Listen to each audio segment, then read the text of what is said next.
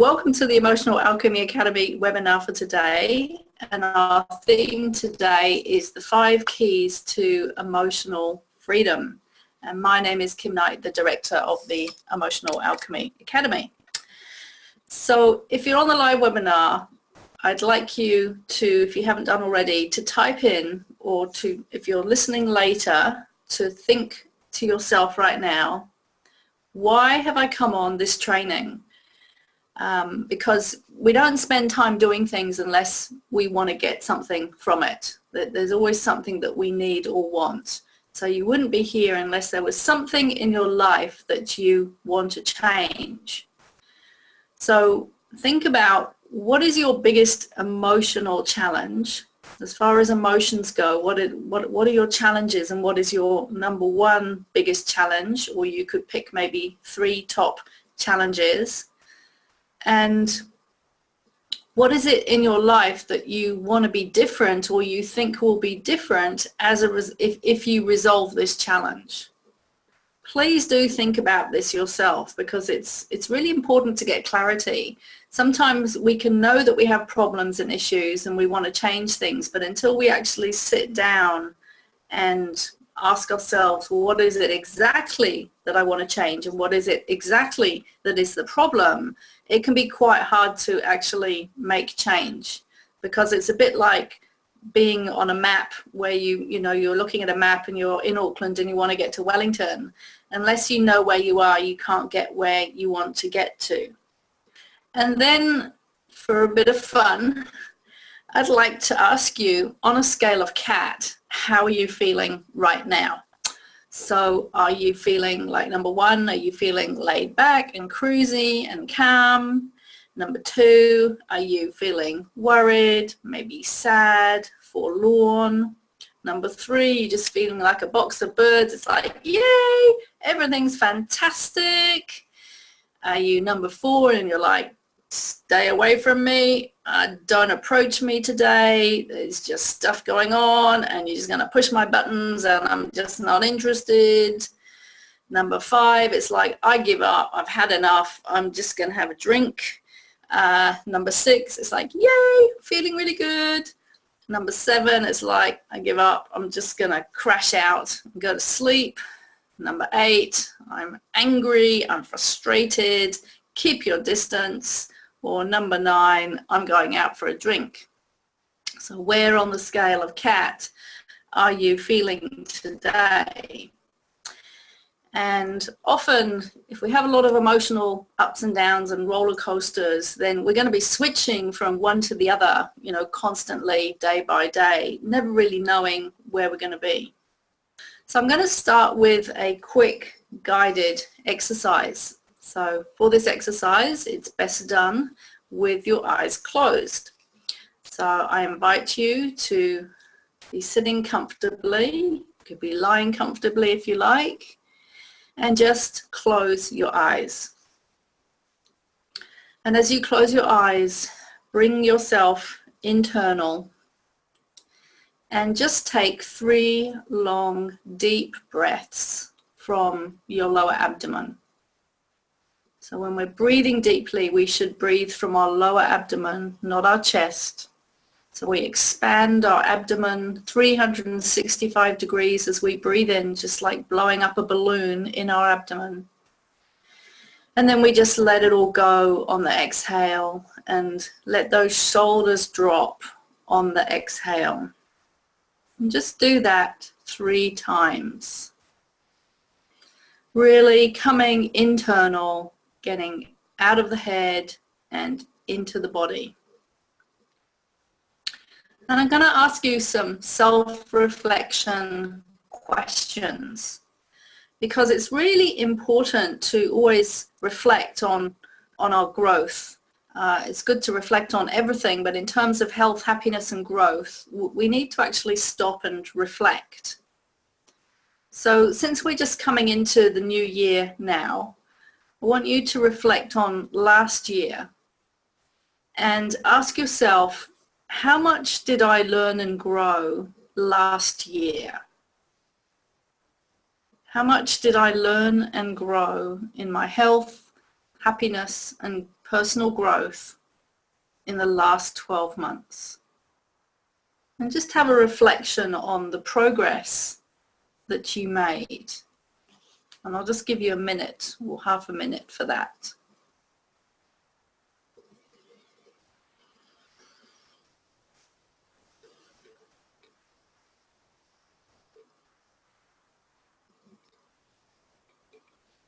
What was your growth? And also, what did you achieve? And they could be similar, they could be slightly different. What did you achieve in terms of health, happiness, and growth?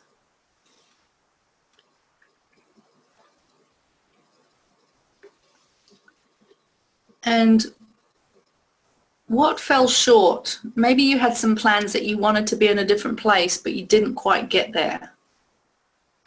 What fell short last year?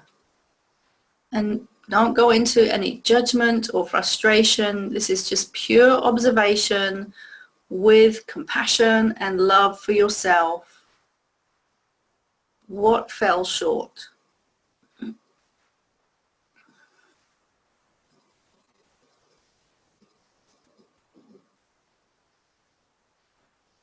And what were you grateful for last year?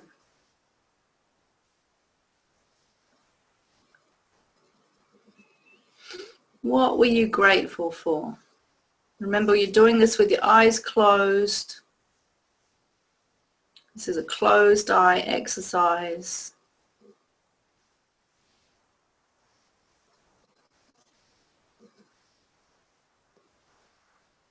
What were you grateful for last year? What happened that was good?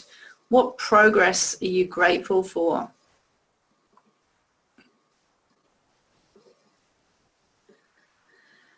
And then what would you like to see differently this year? We're now in a new, fresh new year. Everybody likes to set goals and intentions. As far as your health and happiness and personal growth, what would you like to see differently this year?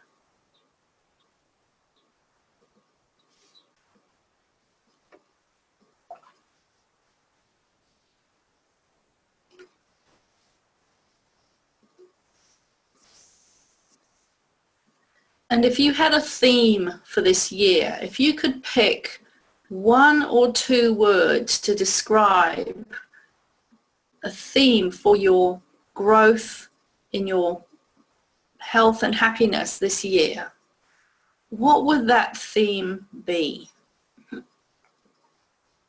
And for example, mine this year is love and respect.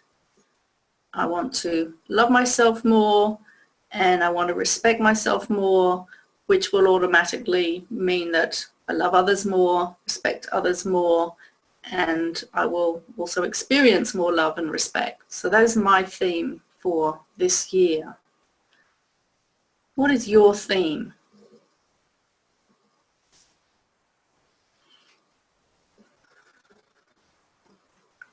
And then take a couple of long, deep breaths. You can always come back and do this exercise again. It's recorded.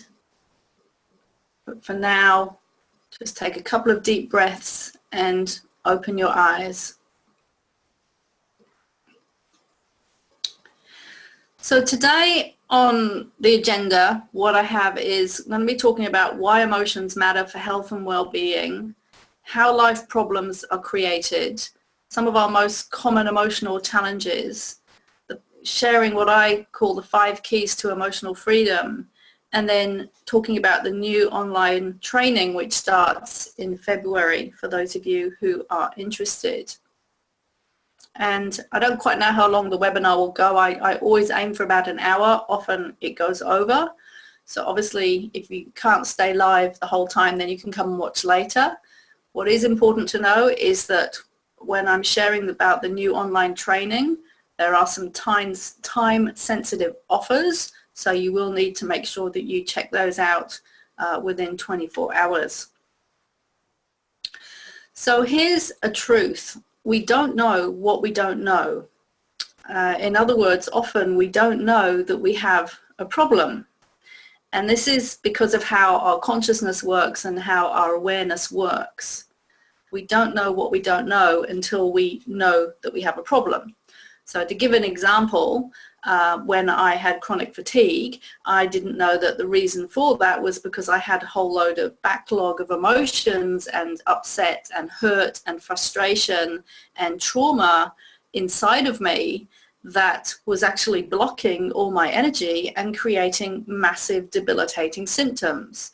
I had no idea. And in fact, even before I got to that stage, I didn't even know that emotions had a correlation with symptoms. I had no idea.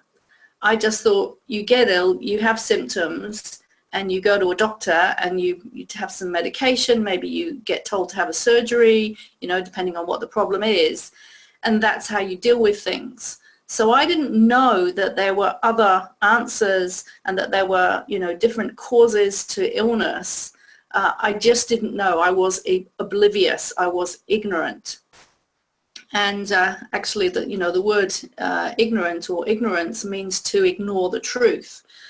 So we can be walking around in our life thinking that what is happening to us is normal when actually it's not.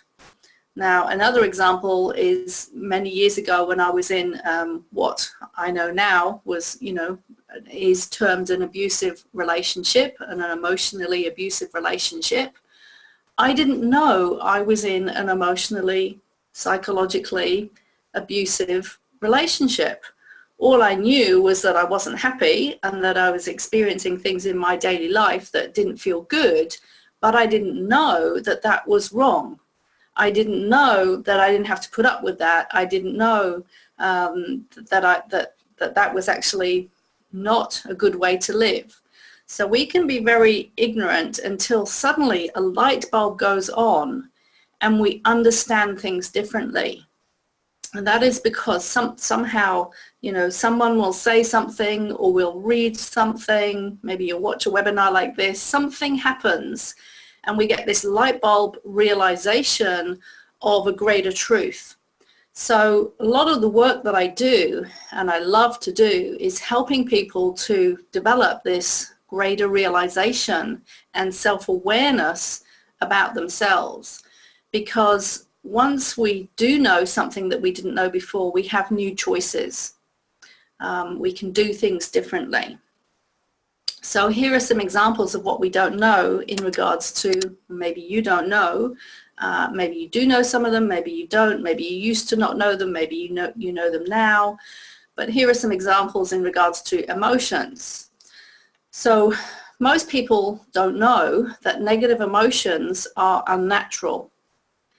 They don't know that it's not natural to be experiencing negative emotions.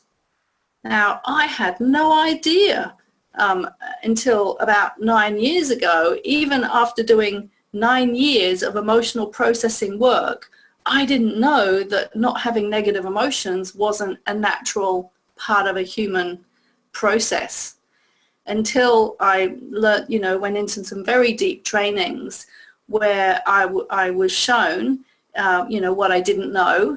And it was quite mind-blowing at the time, I can tell you, to learn that actually we don't have to experience negative emotions.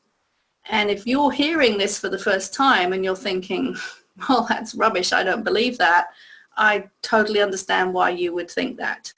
But I'm just sharing some truths that I have come to learn, which I absolutely know are truths now. So we don't know that negative emotions are unnatural.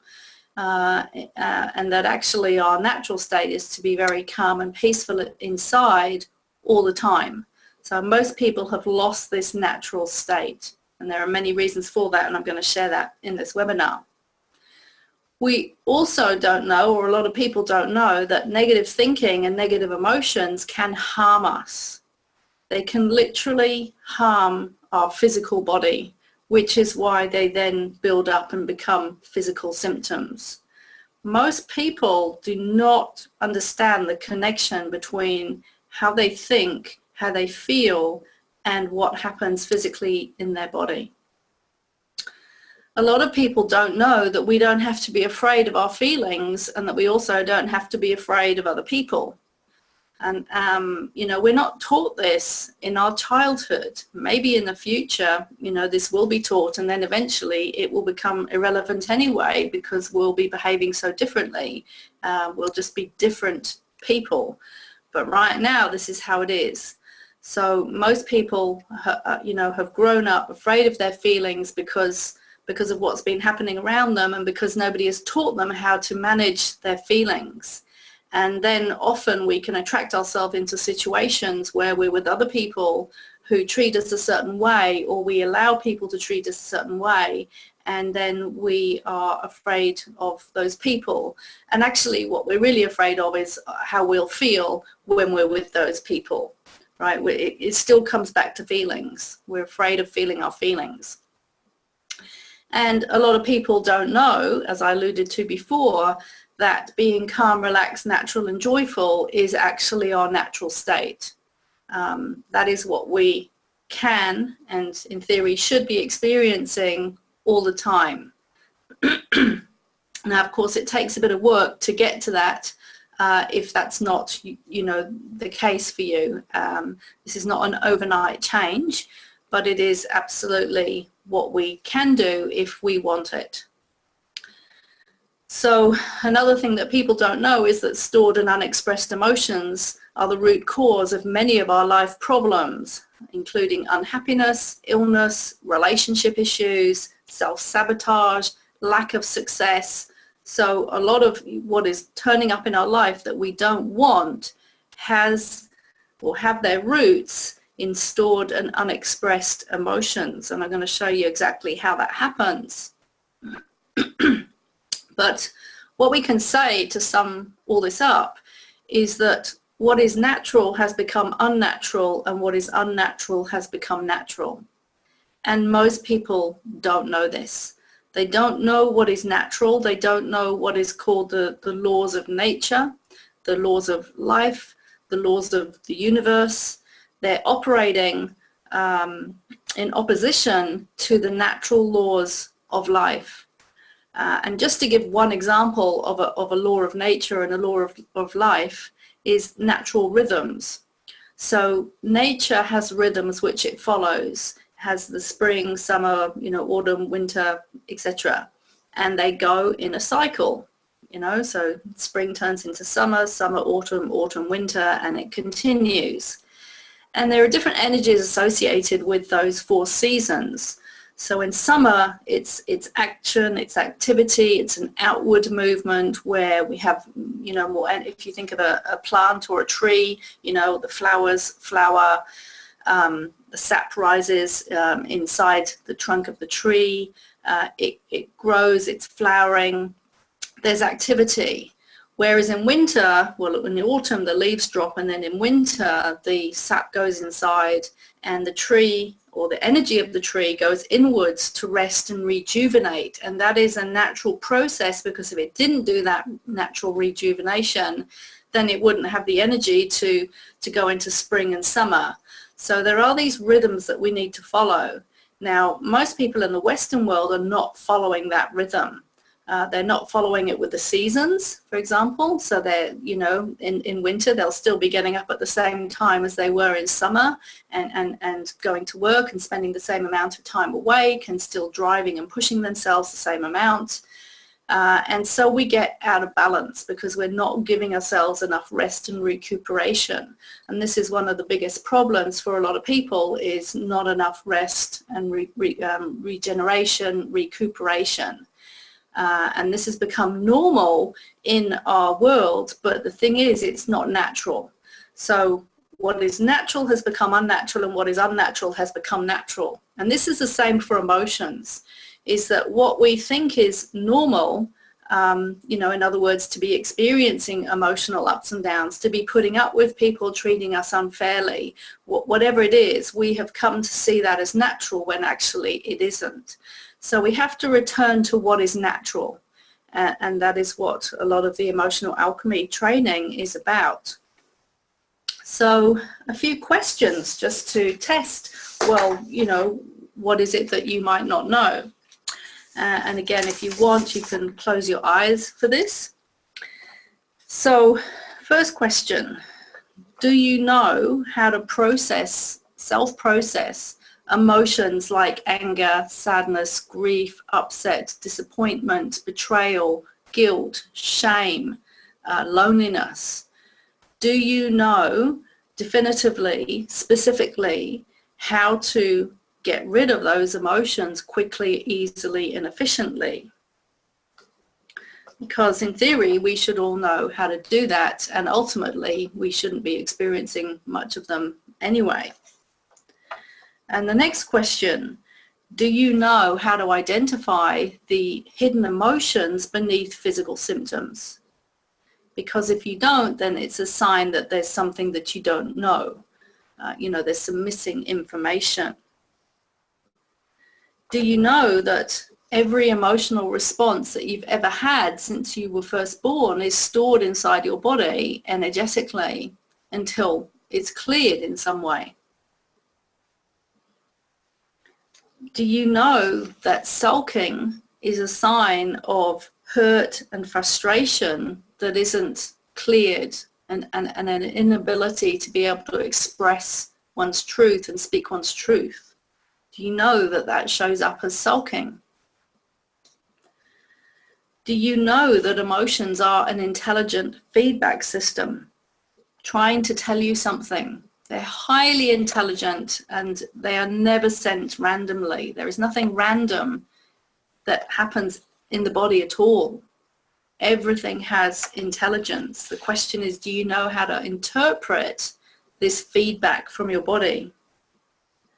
And do you know that emotions are neither good or bad? There are no bad emotions.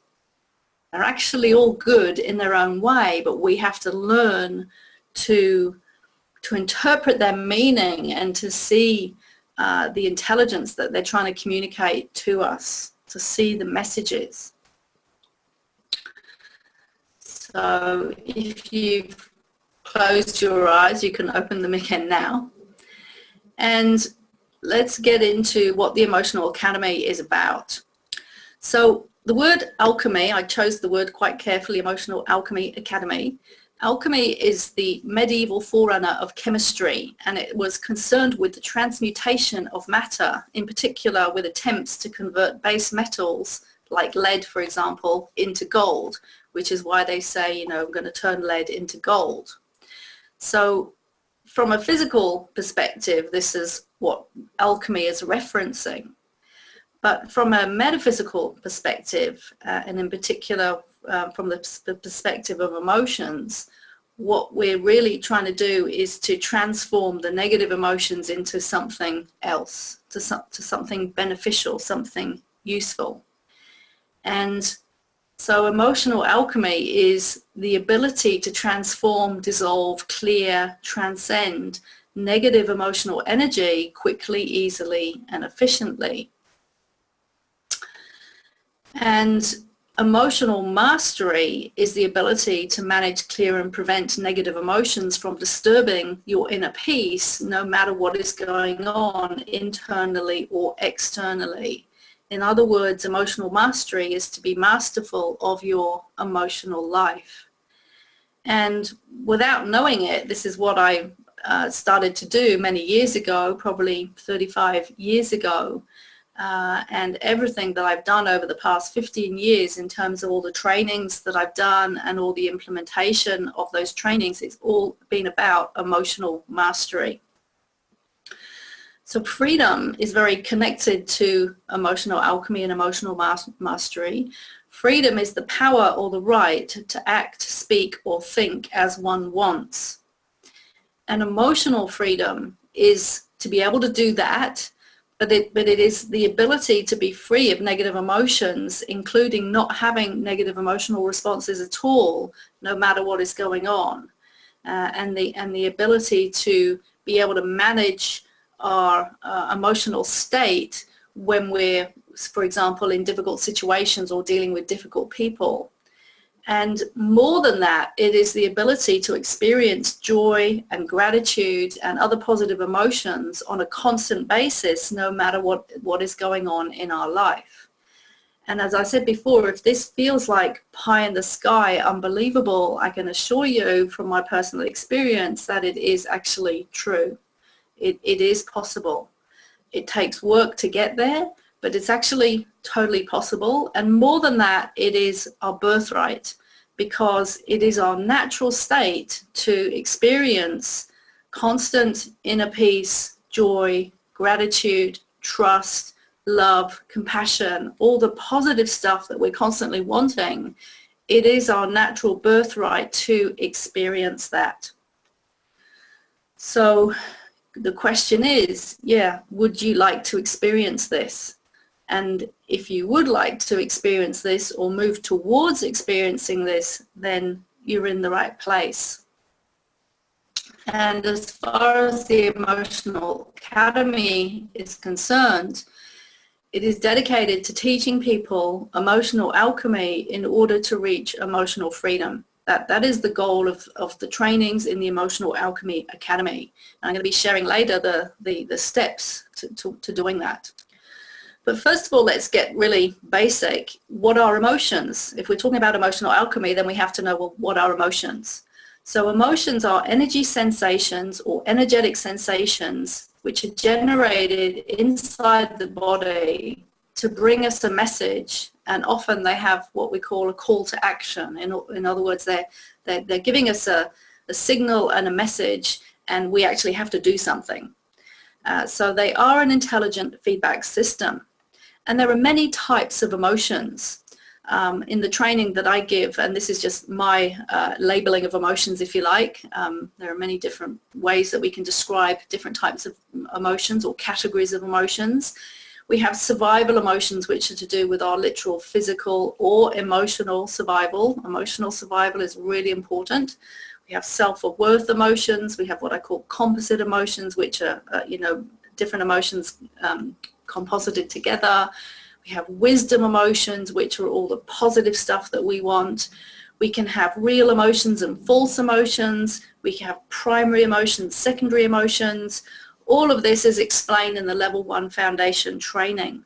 But the point is, we have many different types of emotions, and most people have only got an emotional literacy before they start getting into emotional learning of, well, there are good emotions and bad emotions, and maybe I can label a few. Maybe I can label, maybe frustration, sadness, some of the really most common emotions. But the more understanding and knowledge we have about all the different types of emotions, the more we're able to become more emotionally masterful. So why do emotions matter? Well, our emotional state dictates our levels of health and well-being, and that will then dictate our level of success and achievement in life. And emotions are also very interconnected with our patterns of consciousness, our beliefs, our habits, our mind state. They're totally interrelated. But emotions have been a big missing link for a lot of people when they've been doing personal growth. There are certain methodologies which focus quite a lot on the mind and changing beliefs. But if we don't address our emotions as well, then we're missing a big part. And one of my favorite sayings or phrases which I learned from one of my first teachers is, emotions are irrational and thoughts are rational, and we can't think our feelings away. And that is what a lot of people are doing, is they might be aware of how they're feeling, but then they're just trying to think or positive think their feelings away, and it doesn't work. We have to learn how to process emotions, and there are very specific ways that we can do that. So I want to share what I call the cause of life problems, and how emotions fit in here to contributing in a huge way to life problems that turn up in our life. And actually, where it says life events there at the top, I probably should have put life problems. And a life problem is anything that is something that we don't want, turning up in our life. So it could be illness, it could be unhappiness, it could be problems with relationships. It's whatever is turning up in your life that you don't want. So we start off at the bottom and we have life events and circumstances and what are called Yudins. So things happen. It's just like life happens. So for example, you know, when you're a baby, you know, you won't even be aware of what is happening most of the time, but you'll be sensing everything that is going on around you. And then as you grow up, you know, child, teenager, adult, life happens. And I'm talking more like the not so good things here rather than the positive things. This is just the, you know, the not so good things which lead to the not so good results.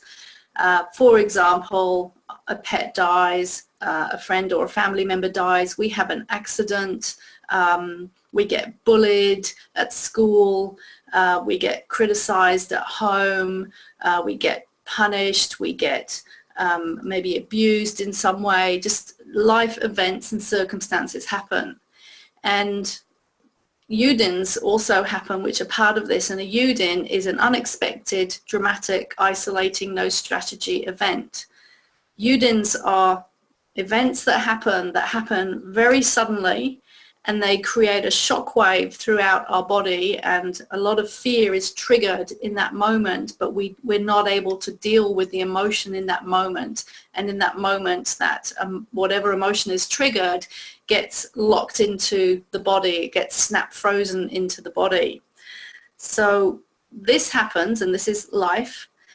And then as a result of these things that happen, we have emotional responses. So we may feel hurt, upset, frustrated, sad, grieved, guilty, alone, abandoned.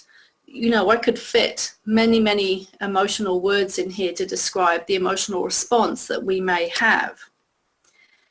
And as a result of those emotional responses, if we don't clear those emotions, or we don't resolve the issue that happened at the time, and a lot of this, by the way, you know, is set up in the first 7 years of life, and so this is going on very unconsciously. We don't have intellectual ability at the time to really understand this in the way that I'm describing it now and that you're understanding it now. We don't have that intellectual capacity when we're a child, but it's happening anyway. And if we don't have the support around us to manage what is happening to us, you know, such as the, you know, the conflicts and the traumas that are happening at home, maybe the bullying and whatever is happening at school, you know, maybe we're moving countries every 2 years and we're finding that really upsetting, but we're not telling anybody. There could be so many things happening and they all compound.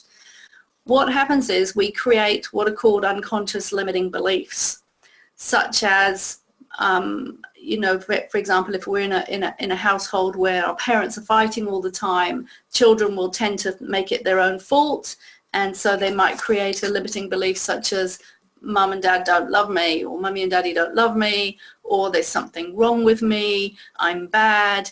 These sort of unconscious limiting beliefs.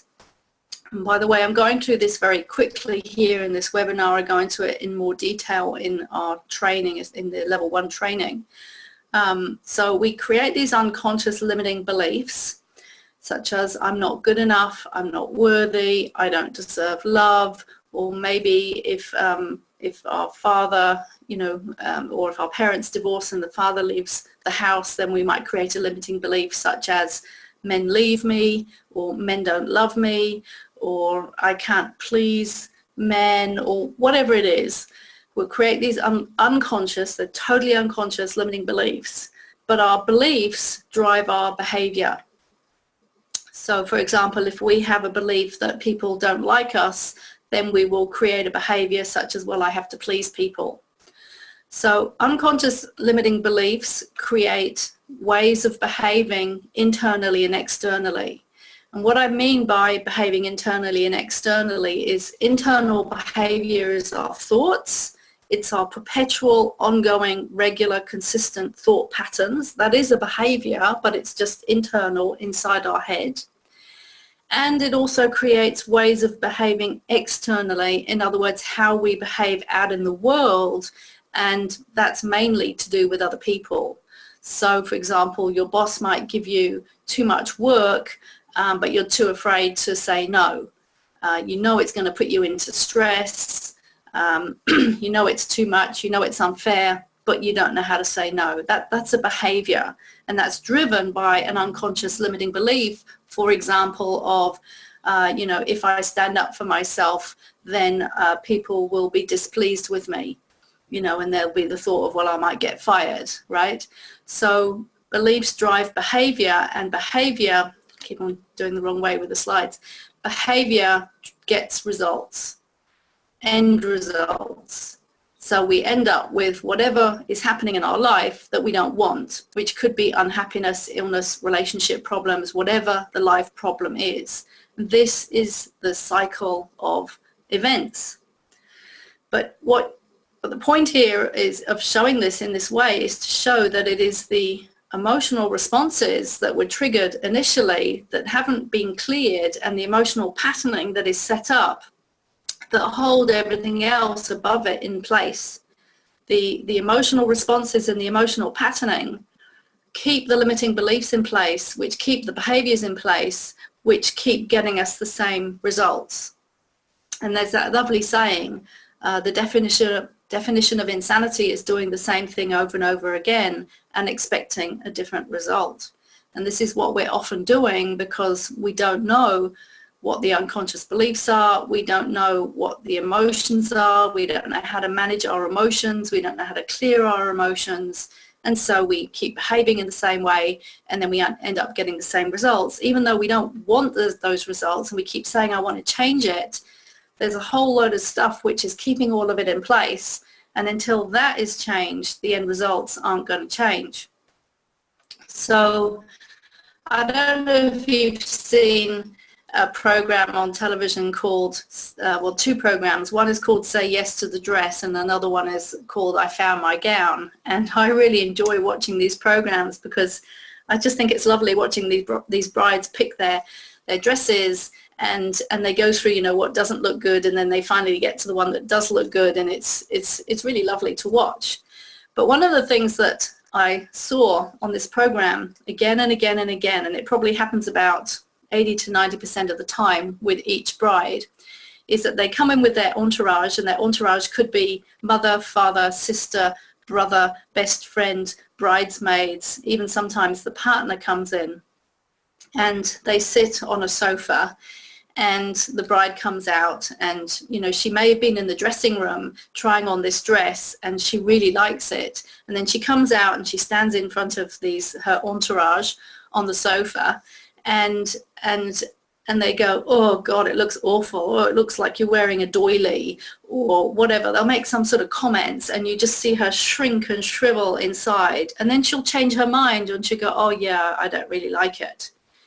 And she's just unable to be her true self.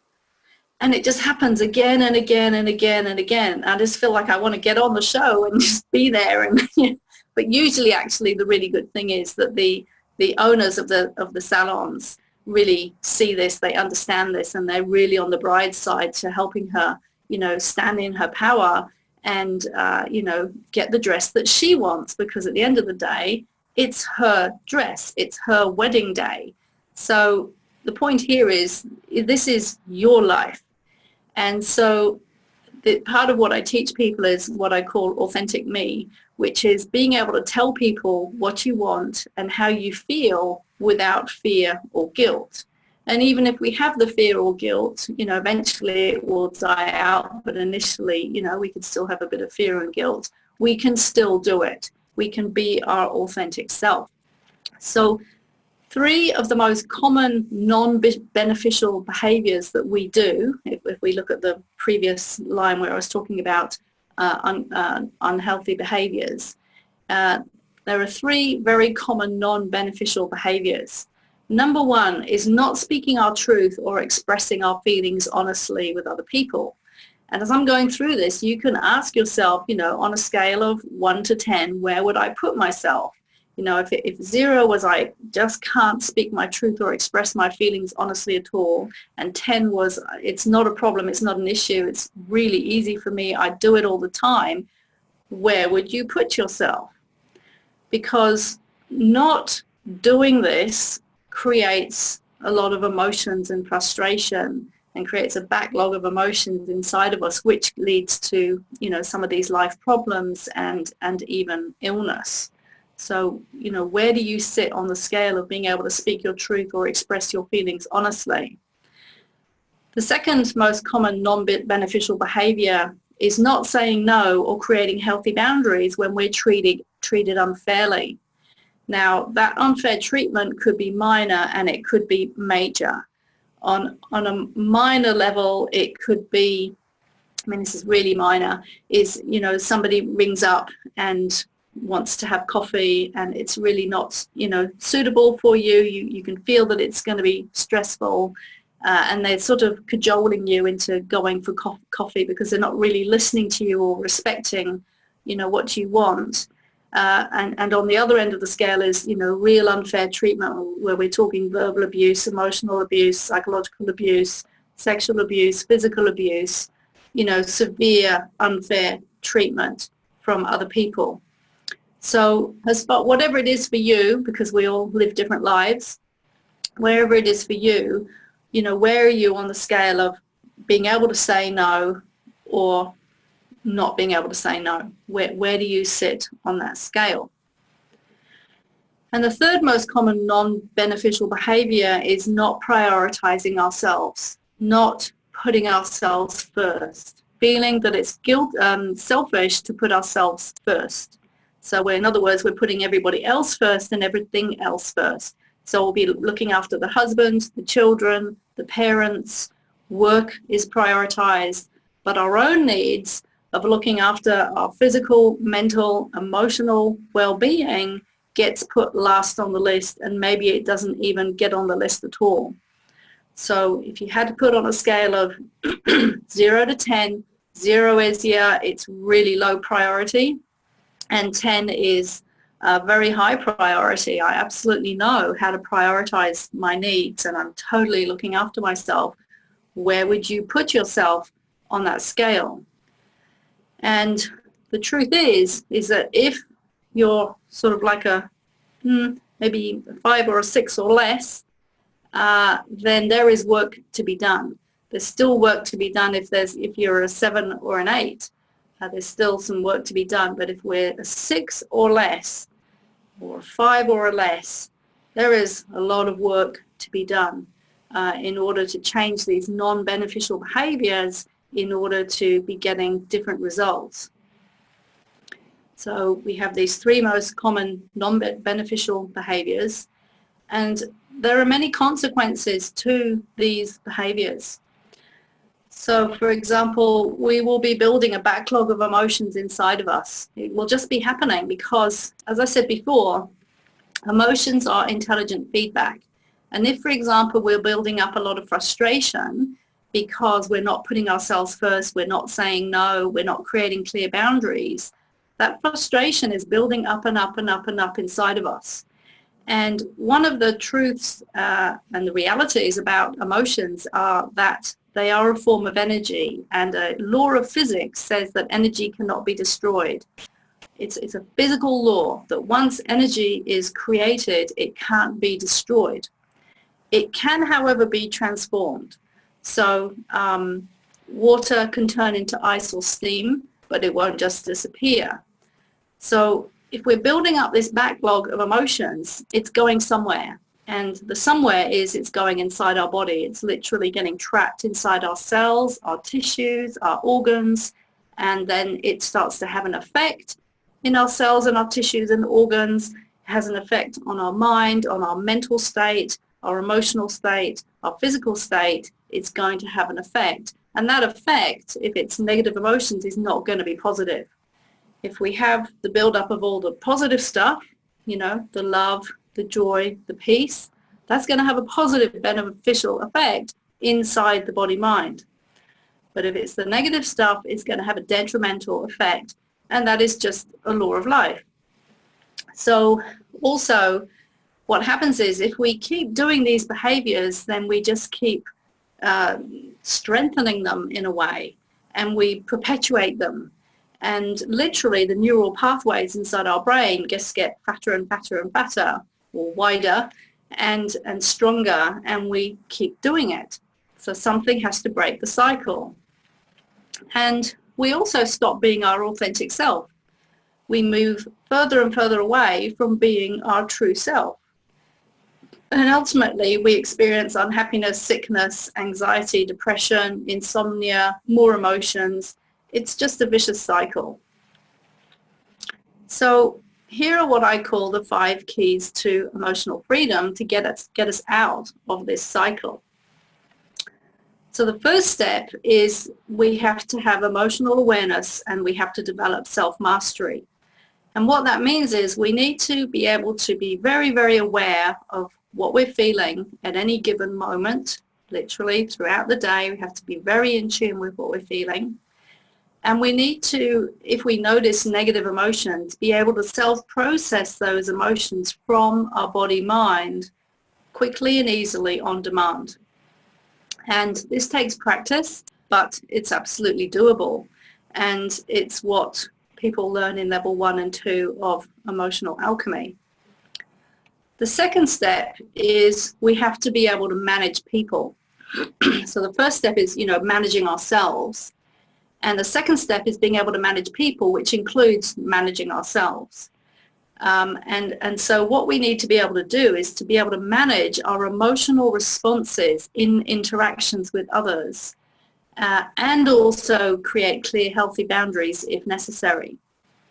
So, for example, if we're having an interaction with somebody and it triggers a negative emotional response inside of us, such as hurt, disappointment, frustration, whatever that emotional response is inside of us, we need to be able to manage that. So part of that is going to be being able to self-clear it. And part of it is that if that person is taking advantage of us, overstepping our boundaries, treating us unfairly, whatever that is, and even they might not even be treating us unfairly, but they still might be making demands that we don't want to say yes to, but we're saying yes rather than no. We have to be able to manage that. So in other words, we have to be able to manage our behavior, and we have to be able to manage those people. So that is what I mean by being able to manage people. It's both internal and external management.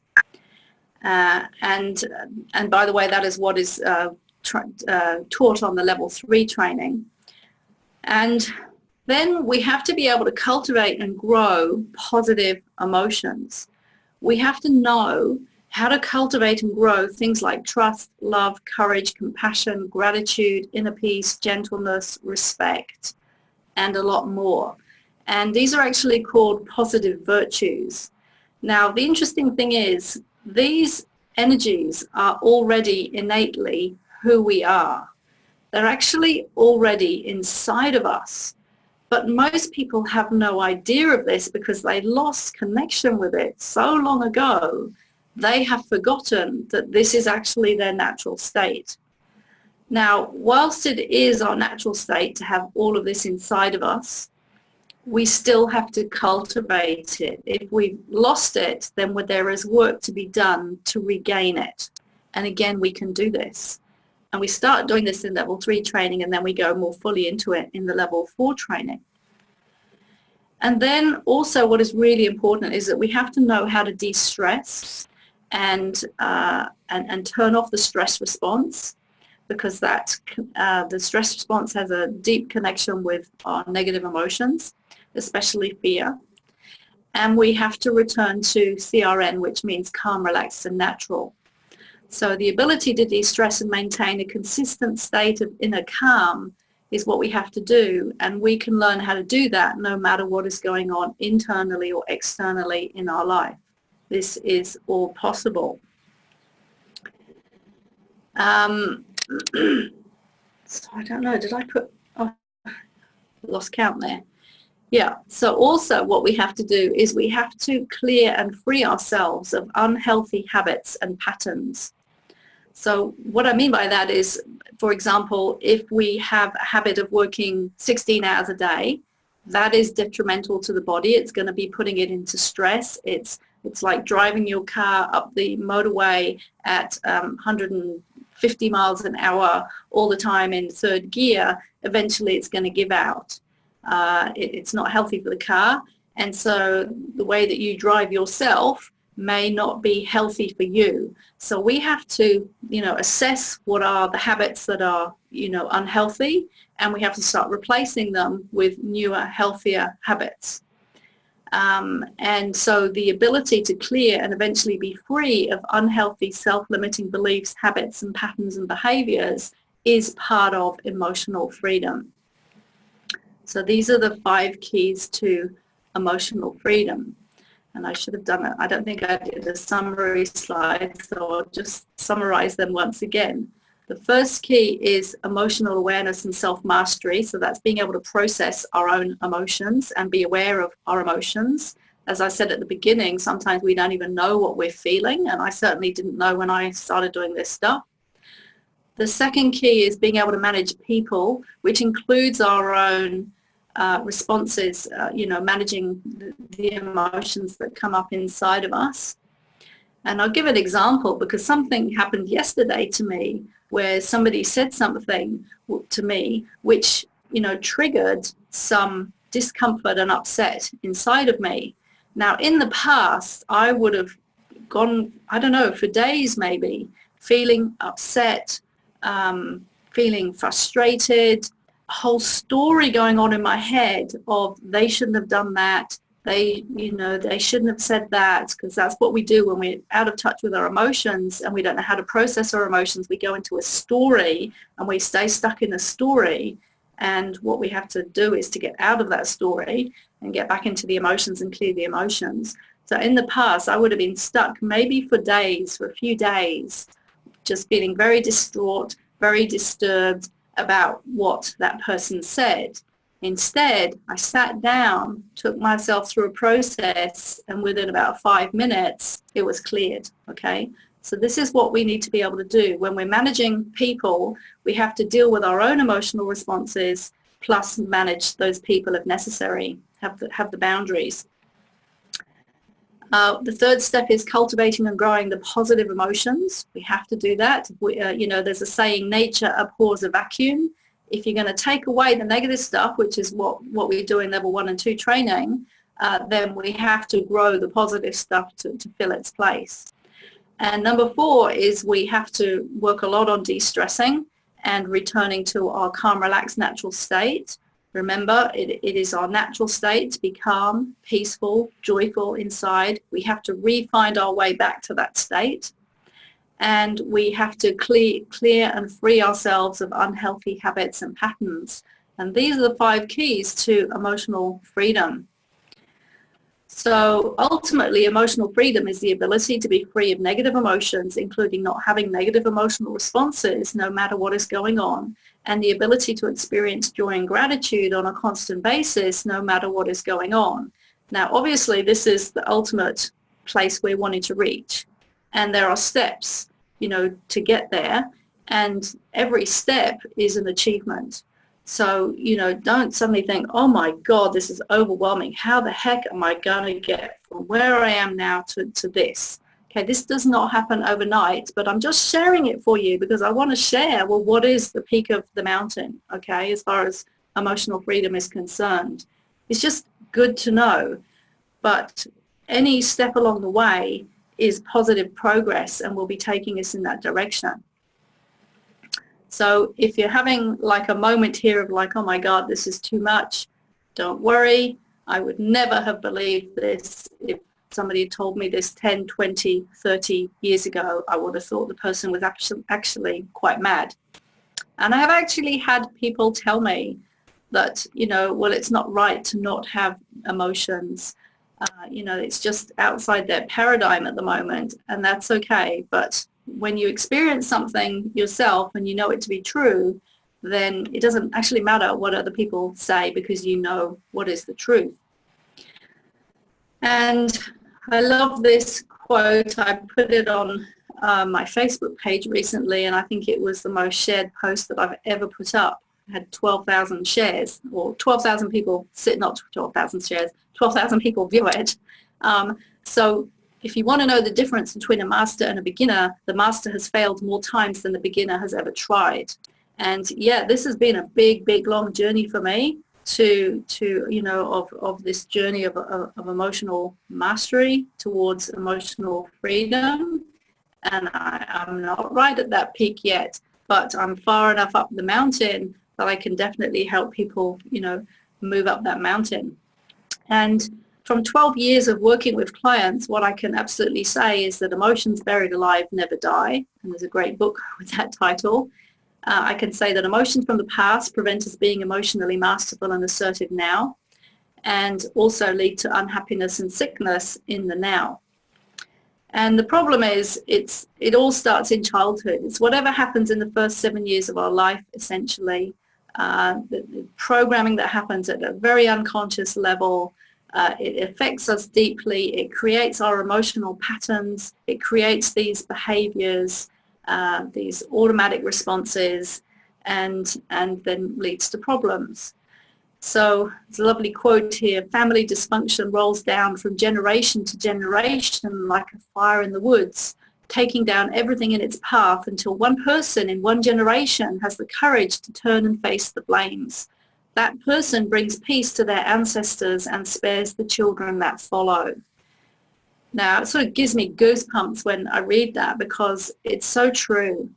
And I know that as I look at myself in my family, that I am the person that has done that in our family.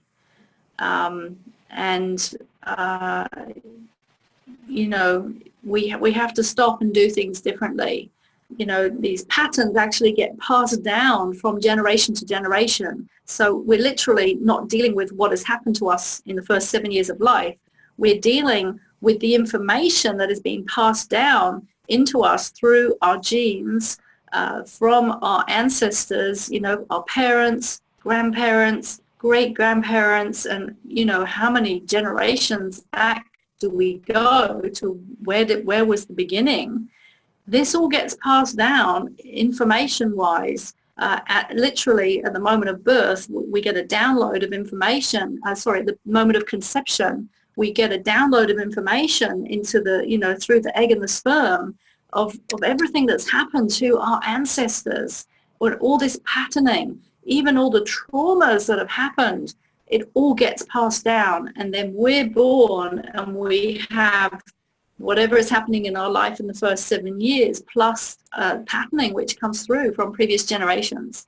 Now, we don't have to worry too much about, we don't have to know what happened in, previous generations, because all we need to know is, well, what is happening in my life now? What is turning up now?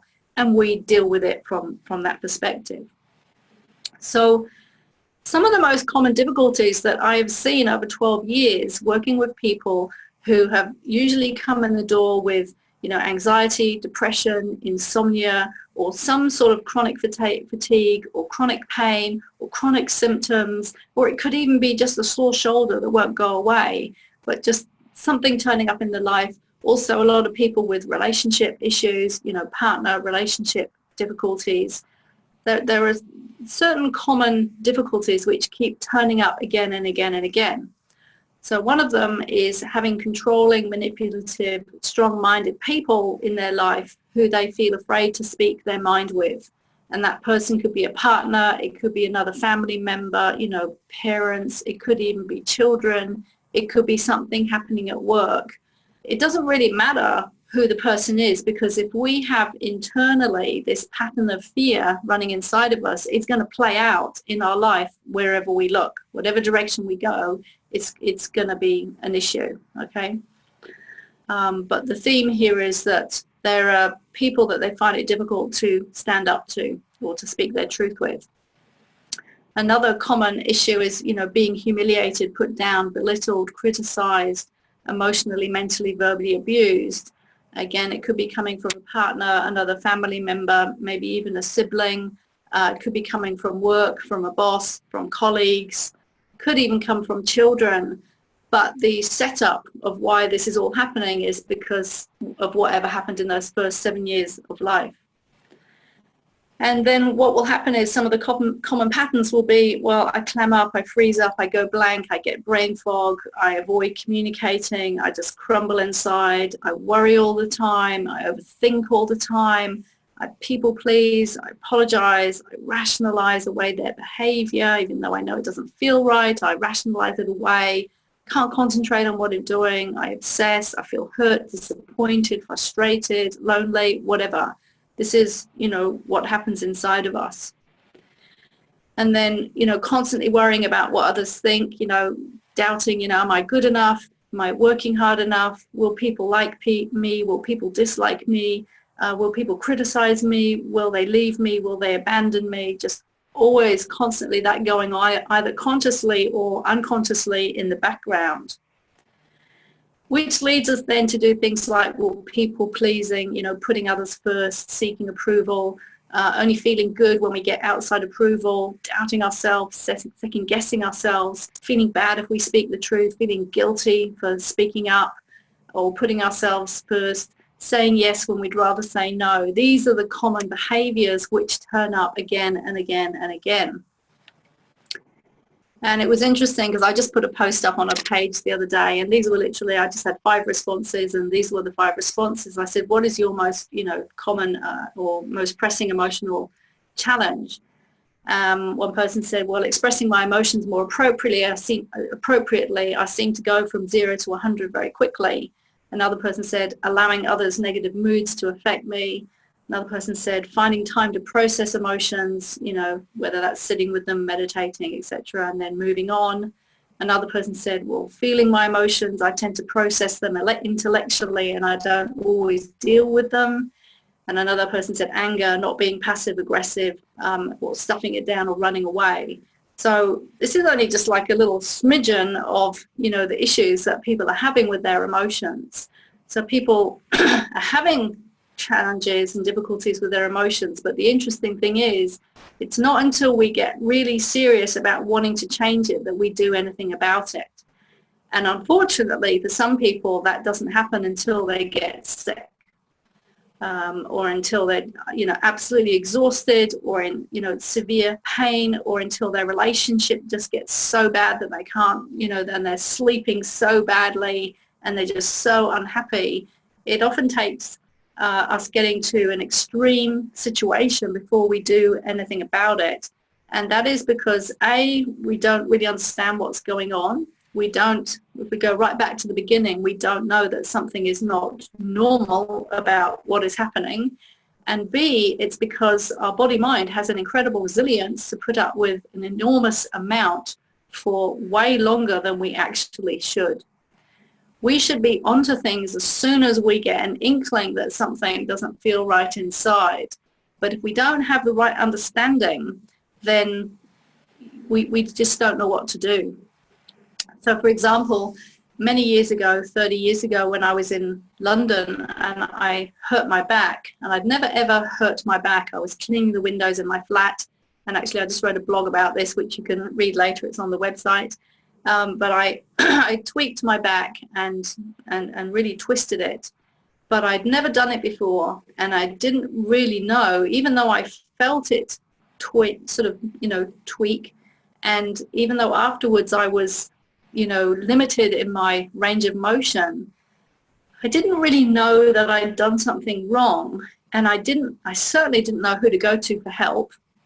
And so I just carried on. I carried on just putting up with this sort of immobility until one day, 3 months later, I'm sitting on my bed putting my socks on, and I couldn't put my sock on. And I thought, this can't be right, that I can't, at the age of 28, lean over and put my sock on. So at that point I thought, I think I need some help. And I didn't know what to do, and somehow got the Yellow Pages out, and somehow, I don't know how I did, but I found my way to an osteopath. But the interesting thing was the reason and the way that I found the help was because I finally decided that I needed it.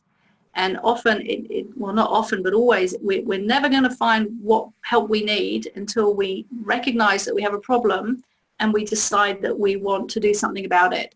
That is when the right help turns up in our life. And that is just another universal law. It's like as soon as you make a decision that you want to change something and you absolutely commit to it, then the answers will come your way. So I went to the osteopath and got some help, and of course that changed things completely. But then I kept on putting my back out for the next 25 years, and I wrote about it in the blog. I can share it in the follow-up email if I remember. Otherwise it's on the webpage about the underlying emotional causes of actually why I put my back out, because even though I thought it was because I was cleaning the windows, it wasn't. It was an emotional issue that was playing out physically. So we end up unhappy, anxious, depressed, frustrated, unfulfilled, unable to sleep, worried, sick, etc. And we're stuck. We get stuck when we don't deal with these emotional issues. We end up stuck, and that means that we can't fulfill our life's dreams and goals. And I know that for sure from myself, is that the self-sabotaging and the inability to move forward in my life were hugely a result of emotional issues that hadn't been cleared. So my question to you is, if this is resonating for you and some of the information that I've been sharing is relevant and pertinent to you, I don't know whether it is or not, the question is, when is enough enough? Like I was sitting on, putting my sock on, and it's like, this is enough. I cannot go on anymore, not being able to move my body properly. I've had enough. I need to get some help. And there's this little thing that I saw the other day, 10 reasons to draw a line in the sand. So this is, when enough is enough and we want to change. When we're willing to get uncomfortable, because even though we're uncomfortable now, it's a familiar uncomfortable. We're familiar with it. So when the 10 reasons to draw a line in the sand and to make change, when we're willing to get uncomfortable, when we're ready to take action based on our priorities, not our comfort, when we're willing to do whatever it takes. This is very, very important. I found with all clients that I've worked with who get outstanding results, they're willing to do whatever it takes. Circumstances are just tiny obstacles to train you on your journey. Someone said you can't, and they're wrong. That can be very common, to be told by other people that you can't do something.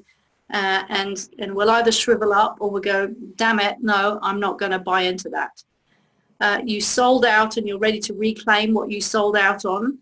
You're fed up with average results, whatever they are in your life. You want to live life in the peaks. In other words, you want to reach those goals and dreams that you have. It's time. This is your wake-up call, and comfort is killing you. So I want to take you through a direction and decision exercise very quickly. So again, I invite you to close your eyes. This is done with your eyes closed. Just close your eyes and take 3 long, deep breaths from your abdomen. So breathing deeply, expanding your belly as you breathe in. And just letting everything go, letting the shoulders drop on the exhale. And just doing that 2 more times. Coming down internally, inside your body. Breathing deeply. And letting everything go, relaxing on the exhale. And I want you to tune into, in terms of your health, your happiness, your personal growth, and your goals, your life goals, where you want to be in your life. Where are you now? Where do you put yourself now? Again, no judgment, no feeling bad, just observation with love and compassion. This is one of the steps of emotional mastery, is to be able to look exactly at things as they are without feeling bad. So where are you now in terms of where you'd like to be? And then where do you want to be? So it's like being on a map. You're at point A, you want to be at point B. What is point B? What is the difference? What do you want instead?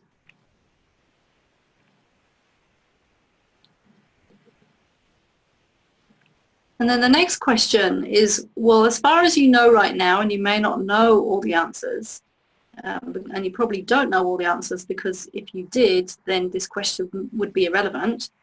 But as far as you know right now, what is stopping you getting from A to B?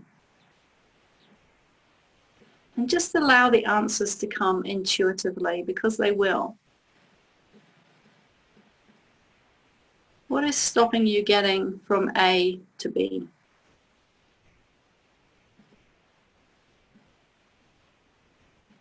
And then the next question is, how much do you want things to be different?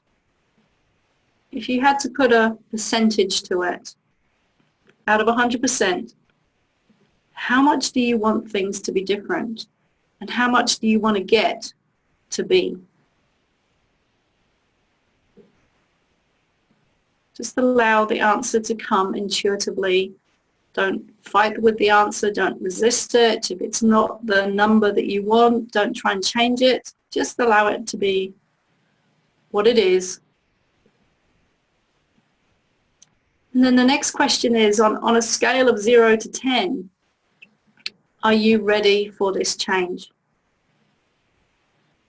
How ready are you for this change that you want? And are you ready to do what it takes to create this change? Is your time now, or is it going to be later? Again, no judgment, just honesty. And then take another 2 long, deep breaths from inside. And when you're ready, open your eyes. So if the answer was, yes, I'm really ready to, move forward on this, then the solution is we have to learn how to self-manage our emotions and manage other people's subpar behavior, or other people in general. We have to learn how to take back our power, create clear boundaries, stand up for ourselves, say no to others, and say yes to ourselves. If this is an issue for you, only you will know that. And part of your mission on earth is to master your thoughts, your vibration, your emotions, your frequency, so you can move through life with ease. This is what we're here for. This is in line with the fact that our natural state is to be happy, calm, peaceful, joyful inside. That is our natural state, and most people have completely lost it, forgotten that it's our natural state, because nobody's actually ever taught it to them. Nobody's told them. They haven't experienced that in their environment growing up. We're not generally experiencing that outside in our world, in our first world. This is not common knowledge yet. What I'm teaching here is really the cutting edge of personal development and personal evolution. And I have no idea why I happen to have come across this myself and be one of, these lucky people to now have learned this.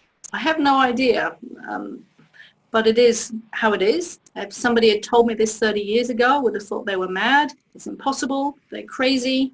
But I have a very different understanding now. So there are what I call 5 levels of emotional mastery, and actually there will be 7, but I haven't fully completed the curriculum. I only launched the Emotional Alchemy Academy in December last year, even though for the past 12 years this is what I've been teaching and creating various online programs. It's all been about how to manage emotions. And then suddenly in December it was like a big light bulb going on and everything just falling into place, and it was like, wow, this is how I package it up and present it to people in a really ordered, logical, sequential way so that they can move through levels of emotional mastery to reach emotional freedom. So the first level is the foundation. And it's just like when you build a house, you have to build a foundation. You've got to lay that solid block of concrete so that you can build the house on top. And that is theory. It is a lot of theory and understanding. And I'm going to show some web pages in a minute which will show a little bit more detail. But it's a solid foundation of understanding emotions, emotional intelligence, emotional meaning, emotional awareness, understanding these first 7 years of life, just a lot of understanding. And once we have that understanding, then we can move into emotional clearing, which is learning how to self-process negative emotions out of the body-mind. And then we move into emotional empowerment, which is what I've been talking about a lot on this webinar today, where we're learning how to manage external people and situations, as well as our own internal responses to those external people and situations. And then we start bringing in emotional wisdom, which is cultivating the positive virtues. And also there is emotional health, which is the reducing of physical symptoms through clearing emotions. And then there will also be a module or a training on stress, just on dealing with stress and the connection with emotions as well. And then the mind, which is more to do with patterning, changing these patterns and habits of behavior. Now, I know I've given that in a 1, 2, 3, 4, 5, 6, 7, but actually it's more like a sphere. If you can imagine a sphere, and there are segments in this sphere, and they all interlock, a bit like a Rubik's Cube. Everything interlocks and overlaps, and we don't necessarily do it all in that order. Some can be done simultaneously, and there are overlaps. So just remember, this is not a 2D training, but I have to explain it in this way just for clarity. So one of the things that we have to do to start with is the elimination diet, which is the eliminating of negative emotions. And that could cover anything, you know, the anger, the fear, the resentment, the guilt, the disappointment, the hurt, the sadness, the grief, whatever it is. We have to clear. And this is a feng shui philosophy of tidy. When you have somebody come and feng shui your house, and one of the first trainings I ever did 20 years ago was becoming a feng shui practitioner, is the first rule of feng shui is tidy, which means you declutter your house. Because until you declutter it, you can't bring the new stuff in. And just yesterday, I just happened to be watching Tabitha. I can't remember the full name of the program, but it's this woman, Australian lady, who's got a very strong personality. She absolutely tells people how it is, a bit too strong for my liking, but it seems to work with these hair salons that she goes into. And anyway, yesterday she went into this hair salon and she went down into the basement, and it was absolutely full of rubbish and boxes and clutter. It was a disgusting mess. It was horrible to look at. And of course, one of the first things that this hair salon had to do was to, you know, clear up that clutter, because they couldn't bring anything new in until they cleaned it up. So this is what we have to do with our emotions. We have to start decluttering our emotions. And we have to really work on clearing fear. And it is true that once we become fearless, life becomes limitless. It is amazing the transformation that happens in our life when we clear fear. And remember, our external world is a reflection of our internal world. That is how it works. Everything is interconnected. Everything is energy. Everything is vibration. And if we're vibrating with all the old emotions of negativity, resentment, frustration, fear, hurt, sadness, whatever it is, that is going to be showing up in your outer world in some way. This is why the way to really change what is happening in your life, to get real, true, different results in your outer world, whether that's at work, whether it's with friendships, relationships, with parents, with children, whatever it is, if you want the external change to start happening, the change has to begin internally. That is where you're going to get real results. So we have to learn how to process our emotions, and we have to re-empower ourselves. No one can empower you but you. And once you've empowered yourself, no one can take that away. Now, over 12 years of working with clients, one of the most common root cause issues that I see, which is turning up as whatever end results are turning up in their life, which are a problem, which is the unhappiness, the illness, the anxiety, the depression, the problems at work, problems with partner, whatever those external results are. Deep inside is a lack of belief in oneself and a feeling of disempowerment, a feeling like I just don't have the power to be myself, to be my truth, to realize my dreams, whatever. It's just like this lack of power, which is very connected with lack of self-worth, which is very connected with these deep-seated unconscious beliefs, which is the result of whatever happened in those first 7 years. So we have to learn how to re-empower ourselves. And this has been a big, long journey for me. This, again, does not happen overnight, but it is absolutely essential. And connected with that is that self-respect, self-worth, self-love all start with the self. Stop looking outside of yourself for your value.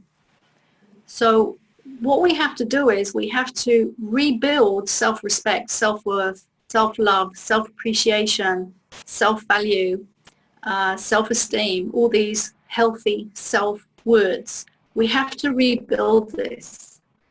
And this is part and parcel with taking our power back and getting the different results that we want in our life. And you have, essentially, the truth is, you have all the love inside of you which you could ever wish for. Stop seeking outside of yourself for that which is already within. So change happens internally. That's where change happens. A lot of people are trying to deal with change by dealing with it externally. So maybe they'll try changing their job, they'll get a new house, a new car, a new shiny object, a new partner, a new this, a new that.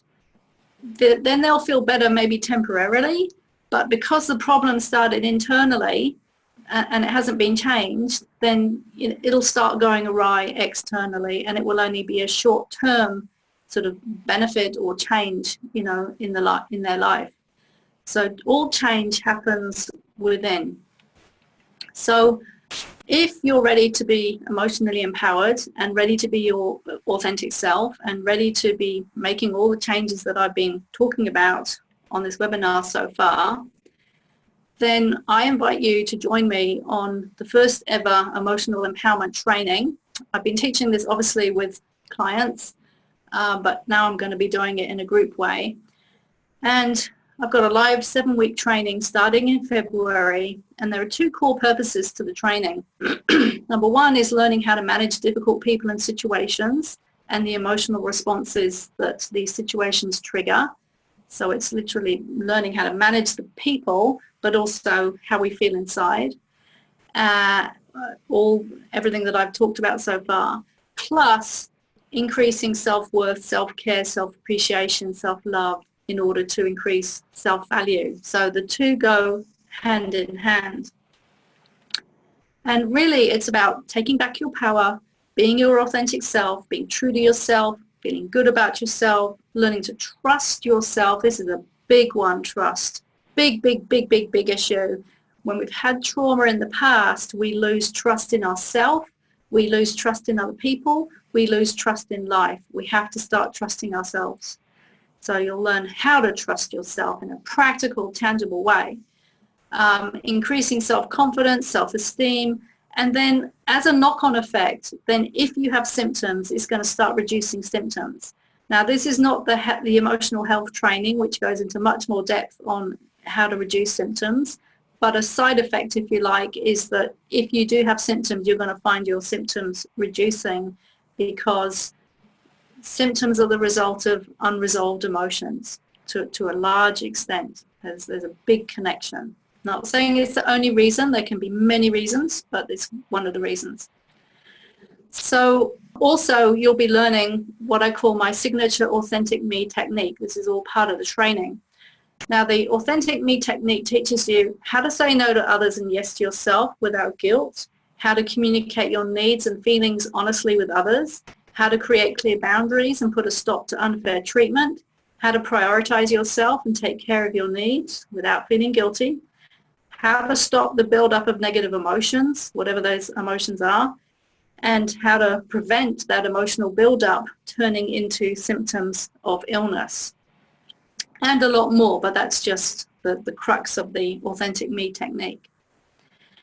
So the training is 7 weeks of live training, which is 2 classes a week, which makes up 14 hours of personal training, group coaching, with about 50 tutorials. Actually, just ignore that level 1 in training. That shouldn't be in there. Just ignore that for the moment. But there's about 50 tutorials altogether in that level 3 training, which is in a private online membership portal where all the materials are stored, all the videos, all the audios, all the PDFs, where you can access it 24/7. You can download the audio recordings to listen to offline, and then there are quizzes to test your knowledge. They're just fun. You don't get, it's not like being tested at school, but it's just to help you check, did I learn what I need to learn? Because one of the things is it takes more than one watching usually of a training to absorb all the material. Usually we retain about 20%. For example, from this webinar right now, you're probably going to retain 10 to 20% of what I've said, right? If you go back and watch it again, you're going to hear things that you thought you heard the first time, but you didn't. That's just how the mind works. You can only retain so much information. So you can watch and re-watch everything. And then, of course, you'll be joining a small, because this is the first time I'm running it, just won't be many people, maybe 10, 20 people, a small, friendly tribe of like-minded people dedicated to their personal growth. So it's a very safe environment to be talking about these things. So the program also includes any free updates, and any, if it's updated later, and it will be, then that also gets included. If I run the training live again, which I hope to, then you can attend that live training again. You can retake.